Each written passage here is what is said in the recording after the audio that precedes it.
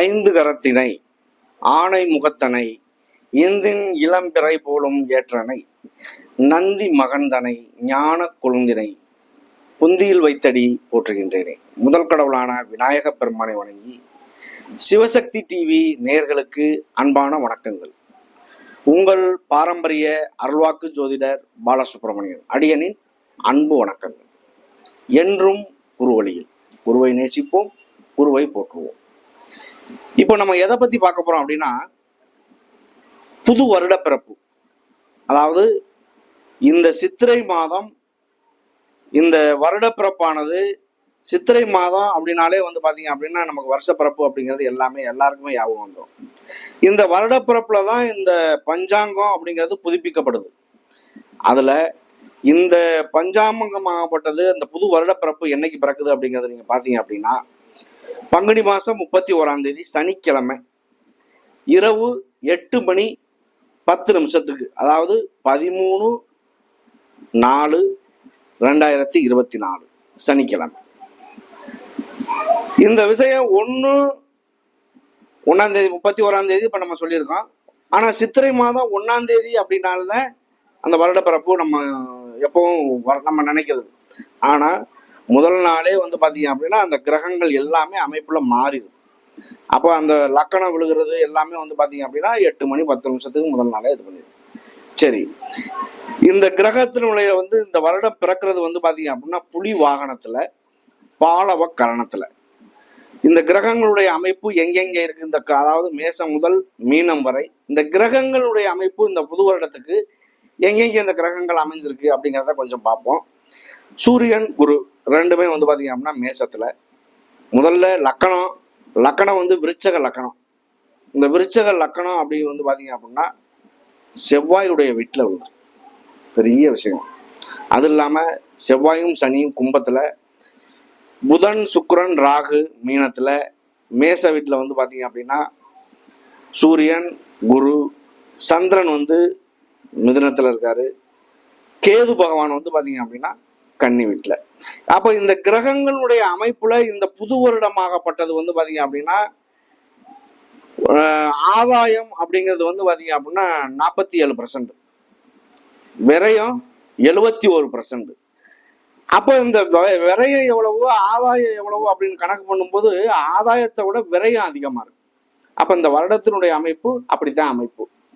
அப்போ இந்த மேசம் முதல் மீனம் வரை இந்த ஆதாயம் விரயங்கள் எப்படி இருக்கும், இந்த வருடத்தினுடைய அமைப்பு எப்படி இருக்கும் அப்படிங்கிற ஒரு விஷயத்த கொஞ்சம் நம்ம விரிவாகவே பார்த்துருவோம். அன்பார்ந்த மகர ராசி அன்பர்களே, மகர ராசி இது காலபுருஷ தத்துவப்படி பாத்தீங்க அப்படின்னா 10வது ராசி. இந்த 10வது ராசி ராசிநாதன் பாத்தீங்க அப்படின்னா சனி பகவான். உங்களுடைய ராசிநாதனே சனி பகவான் தான். ஆனா அவர் உங்களுக்காக 2ஆம் இடத்துல போய் இந்த குரோதி வருடம் அப்படிங்கிறது பாத்தீங்க அப்படின்னா அவர் அங்க இருக்கார். குரோதி வருடத்துல சித்திரை மாதத்துல இந்த வருடப்பிறப்புல பாத்தீங்க அப்படின்னா அவர் அங்க இருக்கார், 2ஆம் இடத்துல இருக்கார். இந்த வருஷத்துல நீண்ட நாள் பயணம் செய்யக்கூடிய கிரகங்களான சனி பகவான், ராகு கேது பகவான், குரு பகவான் எல்லாமே இந்த 2023 எல்லா கிரகமுமே பயிற்சியாச்சு. எல்லா கிரகமே பயிற்சியாகி இந்த மகர ராசியை பொறுத்தவரை என்ன பண்ணுச்சு அப்படின்னா ஜென்மச்சனி காலம். ஜென்மச்சனியில கிட்டத்தட்ட ஒரு 5-6 வருஷமா இவங்க பட்டிருக்க பாடு கடவுளுக்கே ஏற்காது. நல்ல நிலையில உள்ள ஒரு மனிதர் கூட பாத்தீங்க அப்படின்னா ஒரு வகையில நொடிச்சு கீழ் மட்டத்துக்கு வந்த நிலை உண்டு.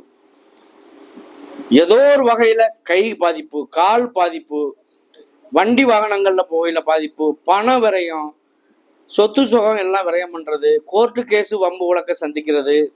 அது இல்லாம பாத்தீங்க அப்படின்னா இவங்களுடைய பணம் வர தொழில் மூலியமா அடி வாங்குறது, எல்லாமே அவமானம், நஷ்டம், கெட்ட பேரு, இதெல்லாம் சந்திச்சு இந்த சனியினுடைய தாக்கத்துல விரையச்சனி ஓடிக்கிட்டு இருக்கு அப்படின்னா 50% சனியினுடைய தாக்கம் உண்டு. இதே ஜென்மச்சனி ஓடும்போது சனியினுடைய தாக்கம் 100% உண்டு. இந்த 100% உண்டு. பாத சனி அப்படின்னா 25% உண்டு. ஆனால் இன்னைக்கு நிலைமை 25% ஓடிக்கிட்டு இருக்கீங்க. இந்த 5 வருஷம் பட்ட பாடெல்லாம் நீங்க இன்னைக்கு கொஞ்சம் பரவாயில்ல, எந்திரிச்சு உட்கார, படுத்து கிடக்கிறவன் எந்திரிச்சு உட்கார்ற நிலைமைக்கு நானும் வந்த நிலை தான் இன்னைக்கு பரவாயில்ல. ஆனா எந்திரிச்சு நல்லா நடமாடக்கூடிய நிலை வந்துடும். எப்போ வரும்? இந்த 2024லயே வர வாய்ப்பு உண்டு. 1/5/2024 குருவினுடைய பெயர்ச்சி இந்த வருஷத்துல. இந்த குரு பெயர்ச்சி ஆகப்பட்டது உங்களுக்காக 3க்கும் 12க்கும் உள்ள அதிபதி தான் குரு பகவான். அவர் 4ஆம் இடத்துல இருந்து உங்களுடைய பூர்வ புண்ணிய ஸ்தானமான 5ஆம் இடத்துக்கு பயிற்சி ஆகி உங்களுடைய ராசியை பாத்தீங்க அப்படின்னா 9ஆம் பார்வையா, சிறப்பு பார்வையா பாக்குறாரு.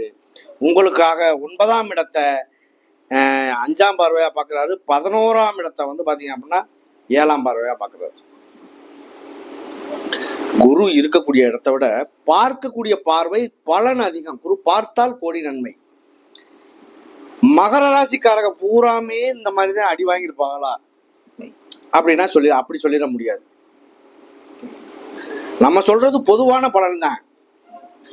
உங்களுடைய விதி ஜாதகத்துல சனி பகவான் நல்ல நிலைமையில இருந்தா கண்டிப்பாக ஒரு சில இடையில வரக்கூடிய தத்துக்கள் தான் வரும்போது தவிர பெரிய லெவலுக்கு கொண்டு போகாது.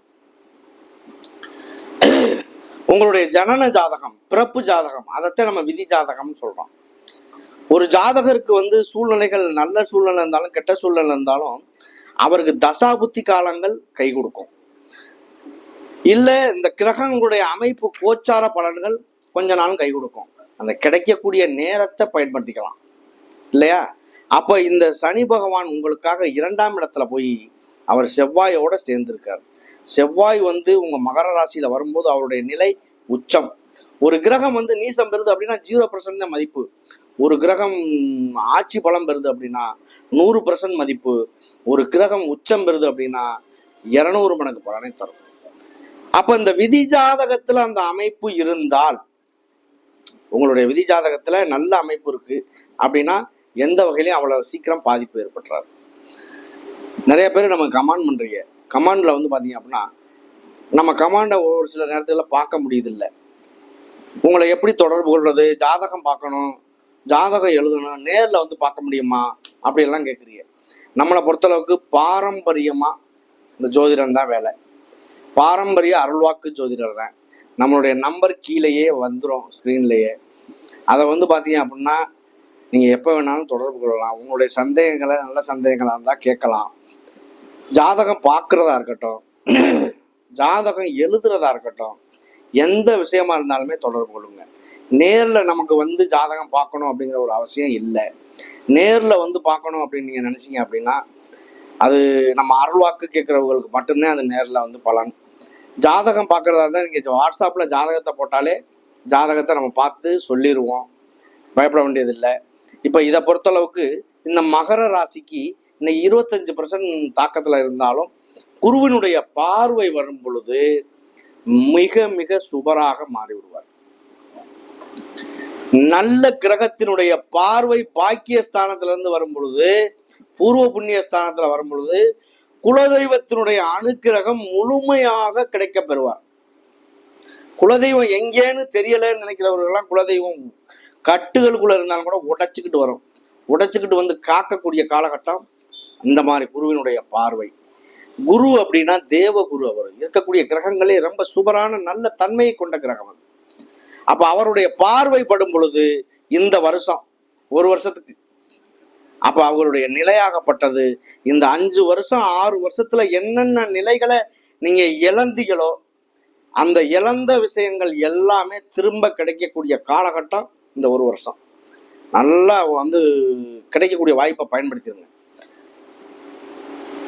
வெளிநாடு செல்லக்கூடிய ஒரு நபர்களாக இருந்தாலும் சரி, வெளியூர் செல்லக்கூடிய ஒரு நபர்களாக இருந்தாலும் சரி, உள்ளூர்லயே வேலை பார்க்கக்கூடிய ஒரு நபராக இருந்தாலுமே வாய்ப்பு அவங்களுக்கு தகுந்த வாய்ப்பு கிடைக்கும். தகுதிக்கு தகுந்த வாய்ப்பு கண்டிப்பா கிடைக்கும்.